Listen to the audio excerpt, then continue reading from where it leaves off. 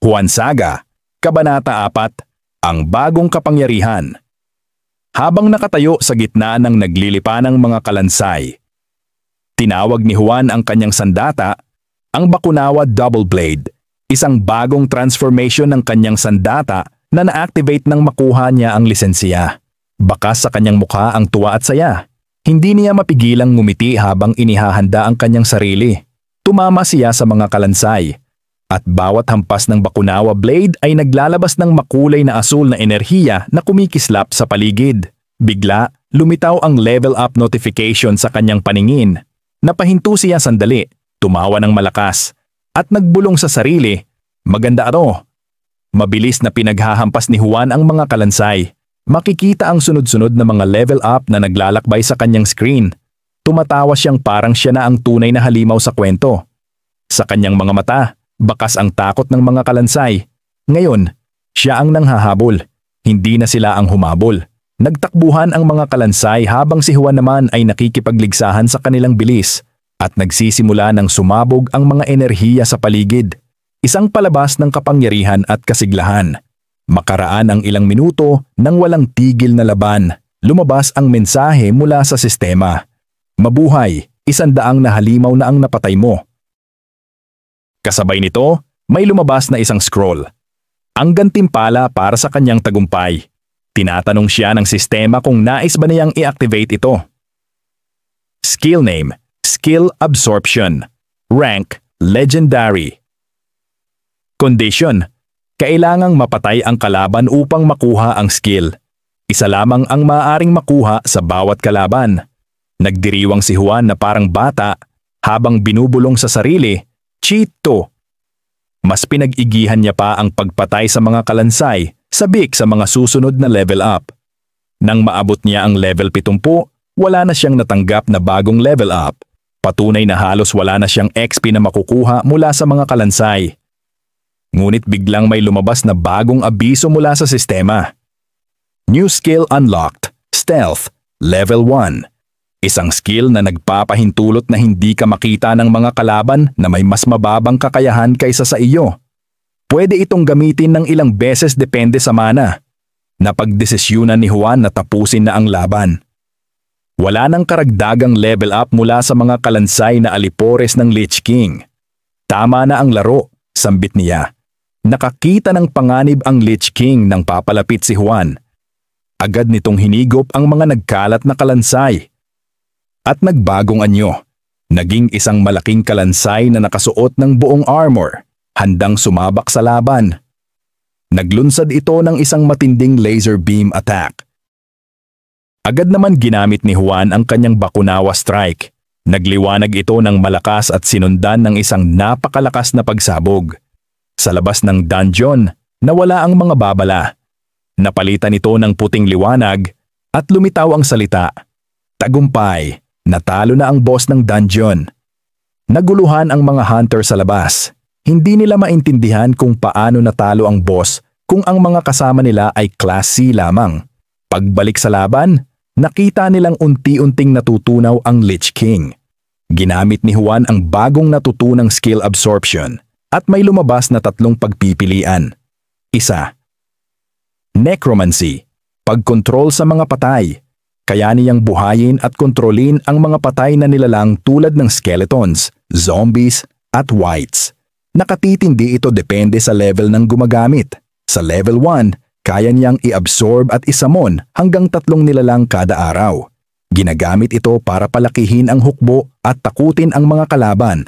Ikalawang Dark Magic, Death Magic. Malakas ito sa mga spells na nagdudulot ng matinding sakit, poison o curse. Kadalasan may mga shadowy energy na pumipigil sa buhay. 3, Laser Beam. Isa sa pinakamalakas na kapangyarihan ng Lich King. Pinagsama ang Dark, Ice, Water, at Earth Magic. Napaisip si Juan.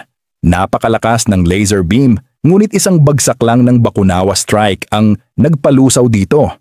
Nagka-interes siya sa necromancy at ito ang pinili niya. Sinubukan niya ito sa Lich King. Sa unang subok, hindi siya nagtagumpay.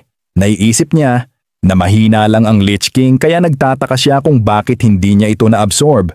Nangusap na lang siya sa sarili at kinamot ang ulo. Sinubukan niya muli.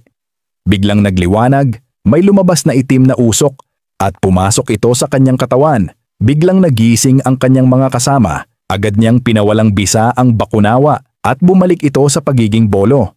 Naguluhan ang mga ito at nagtanong kung ano ang nangyari.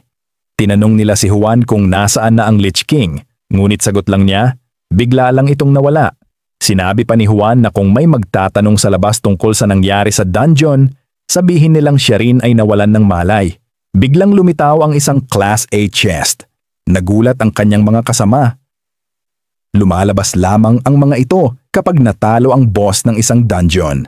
Hindi nagsalita si Juan habang binubuksan ang chest. Lumabas ang iba't ibang mga kagamitan. Mga nakuhang item mula sa Class A chest. Isa, Eclipse Blade, Rank AA. Legendary Sword na may kapangyarihan ng araw at buwan. Second Celestial Aegis, Rank A. Mythical Shield na kayang mag-absorb ng magic damage at mag-reflect ng maliit na bahagi nito sa kalaban. 3. Shadow Step Boots, Rank A. Mabilis na boots na nagpapabilis ng galaw at nagbibigay ng temporaryong invisibility sa madilim na lugar. 4th Lunar Amulet, Rank A. Necklace na nagpapalakas ng mana regeneration at may chance na mablock ang spell attack. 5th Sunfire Bow, Rank A. Bow na may apoy na nagpapataas ng damage sa mga kalaban na may frozen o wet status. 6th Starfall Ring, Rank A. Magic ring na nagbibigay ng chance na mag-cast ng meteor shower bilang area damage. Mga resources. 1. Solar Crystal. Isang kumikislap na orange crystal, ginagamit sa pag-craft ng sun-related weapons at armor. 2nd Moonstone Shard. Maputing bato na may mystical energy, gamit sa pag-upgrade ng magical accessories. 3. Shadow Essence.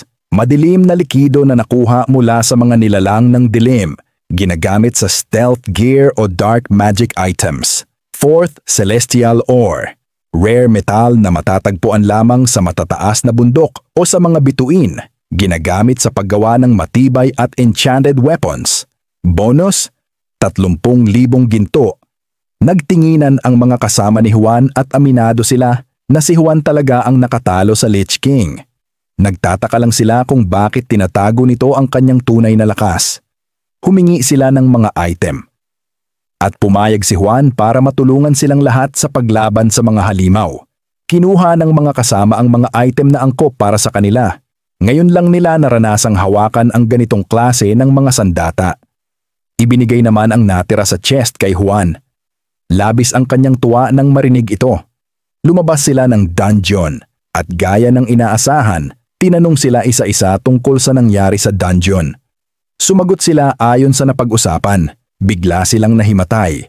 Sa kanilang malabong paningin, nakita nila ang isang lalaki. Hindi nila makita ang mukha nito dahil unti-unting naglalabo ang kanilang paningin. Kumalat ang balita sa buong Pilipinas.